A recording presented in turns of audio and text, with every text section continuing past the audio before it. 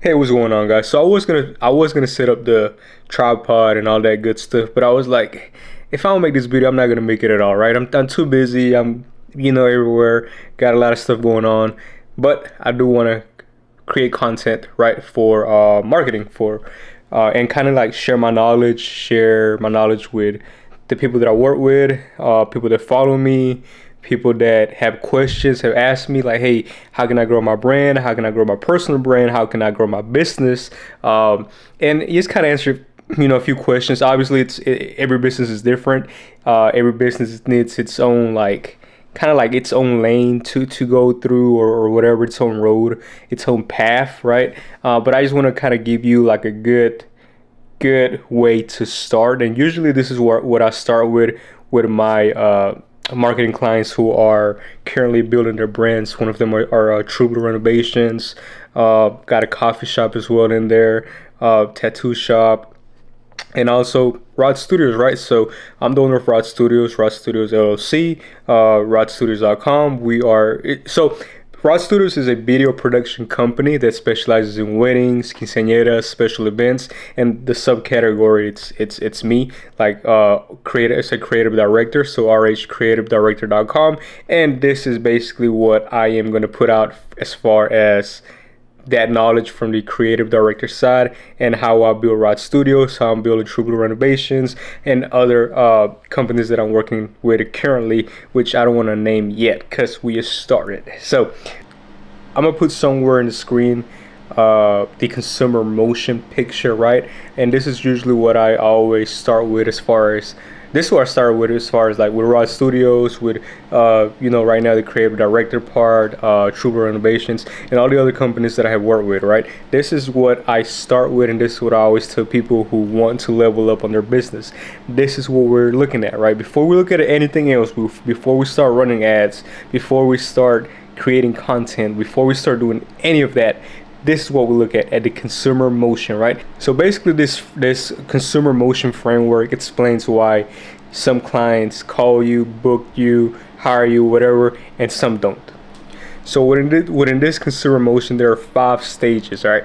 5. Keep that in mind. Stage one is discovery. Stage one is basically how are they finding you, whether that's social media, whether that's Google, whether that's Facebook, even Facebook ads, social media ads, Google ads, right? Doesn't matter. It can be organic or can be paid. How are they finding you? That's usually what I like to call, for them, that's the discovery. They're discovering you, but that's also like an offer. You are a business, right? If you are a business and people run into your business, usually unknowingly, whatever, you are making an offer. Your page is making an offer. Like, this is what I do, this is what I sell, this is what I do, whatever, right? Come by or hire me, right? Without you being there, that's what your website, your Google business, your websites, your social media, that's what it does for you. So again, every time somebody finds you, that's what I like to call it an offer, right? They might find you again because they were just searching for somebody that, let's say if you're a videographer and they're searching videographers in their area and you popped up, that's an offer, right? Without you even knowing, that's an offer. Or let's say they ask their friend of theirs and they say, oh yeah, you got Rod from Rod Studios, right? That's an offer, right? Doesn't matter. Or they just see the Facebook ad, Google ad, or whatever, right? That's an offer. Stage 2 is credibility, right? So basically, whenever they find you, whenever they get your offer, right? Even if you never offer anything, again, your social media, your Google, whatever, right? Once they find your offer, they want to look for credibility. So if they see you, they see your ad, they see your social media stuff, whatever, right? Facebook, Instagram, TikTok, all that good stuff. They're probably gonna go, if they find a video or a post that they like, they're probably gonna click on your profile and go look at all your social media, right? On your post, does it align with does it align with what they just saw? Especially if it's a Facebook ad, right? Does it all align, right? And if it does, it's halfway there, right? So they might either message you, or the next big thing, they're gonna go to your website. They're gonna look for the website. If it's on your bio, they're gonna click on it. They're gonna go to your website, and most likely the biggest thing they're looking for is reviews, right? Reviews, and actually looking at your work and see if you're even worth their time, to be honest, right? And see, here's the thing: we do this stuff ourselves. Whenever we want something, we, at least I know I do. I do a lot of research on it before I get it. Once I convince myself that I want it and I need it, then I'll buy it, right? It's the same thing with everybody. Whenever they go into your website, they see the reviews, they see your work. Subconsciously, they're trying to convince themselves that they need you. Not that they want you. They want you. They already want you because they're there for a reason. But they're trying to convince themselves for two things: they need you or they don't need you. Right? Either one. So you got to make sure that you are pushing to the need. Right?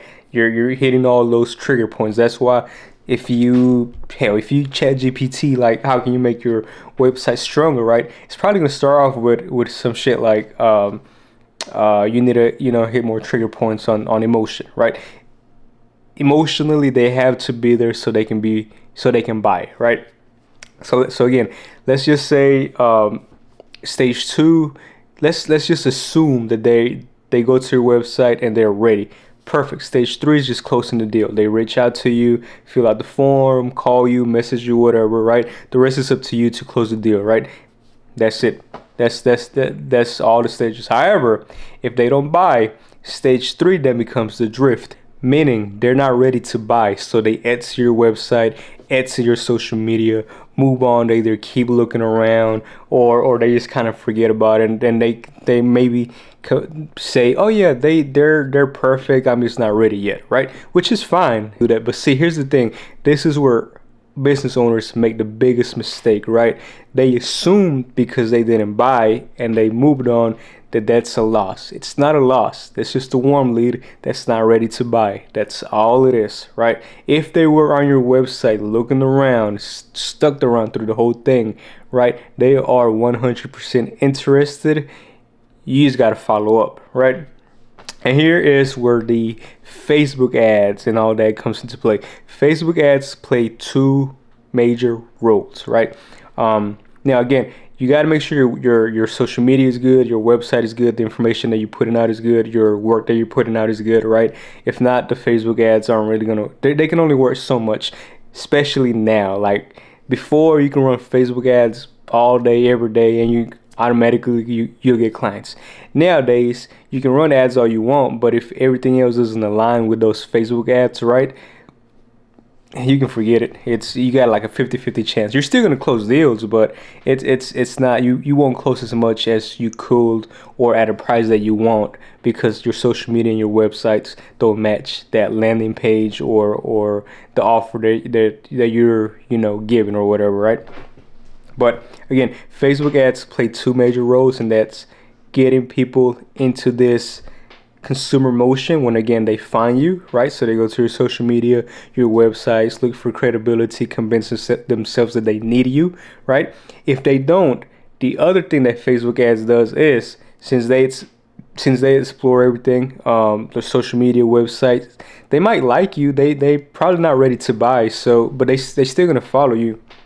So what Facebook ads also does is you can retarget to those people who were on your social media, who were interested, and just kind of remind them like, hey, look, I'm still here. This is what I offer. This is what I can do for you. If you're struggling with this, I can help you with this. If you're getting married, I'm the videographer, I'm the photographer, I'm the whoever, right? That needs to be there to capture everything. And again, it pulls it back in through the whole consumer motion. This time, you already